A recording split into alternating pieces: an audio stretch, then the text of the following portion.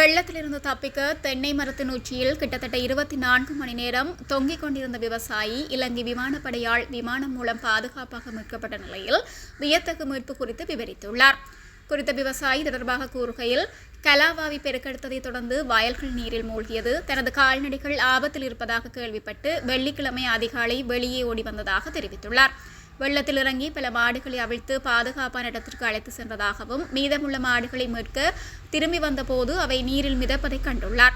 குறித்த மாடுகள் உயிருடன் இல்லை என அறிந்த பின்னர் நிற்கவே சிரமப்பட்டுள்ளார்.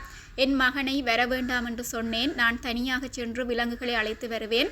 அவை போராடுவதை பார்க்க என்னால் தாங்க முடியவில்லை. அவற்றை என்னுடன் அருகில் உள்ள ஒரு குடிசைக்கு பாதுகாப்பாக அழைத்து சென்றேன். ஆனால் தண்ணீர் உயரத் தொடங்கியதும் மாடுகளை விட்டு செல்ல நான் தீர்மானித்தேன். பின்னர் நான் மரத்தில் ஏறினேன் என அவர் குறிப்பிட்டுள்ளார். நீர்மட்டம் உயரத்தை தொடர்ந்து அவர் மரத்தில் சஞ்சம் புகுந்துள்ளார். விலங்குகளில் ஒன்று போராடுவதை கண்காணித்ததாகவும், ஆனால் தன்னைத்தானே காப்பாற்றிக் கொண்டதாகவும் விவசாயி குறிப்பிட்டுள்ளார். முந்தைய இரவிலிருந்து குறித்த நபர் சாப்பிடவில்லை. மரத்தில் ஒட்டி கொண்டிருந்த போது பறித்த இளநீர் ஒன்றை குடித்து மட்டுமே உயிர் பிழைத்துள்ளார். மதியத்திற்குள் மீட்பு படகு அந்த பகுதியை அடைந்தது. ஆனால் பலத்த நீரோட்டம் காரணமாக அருகில் செல்ல முடியவில்லை. அவர்கள் 3 அல்லது 4 முறை முயன்றனர். பின்னர் திரும்பி வருவதாக கூறினர். இரவு நேரத்தில் பலத்த மழையும் பலத்த காற்றும் நிலைமையை மோசமாக்கியது.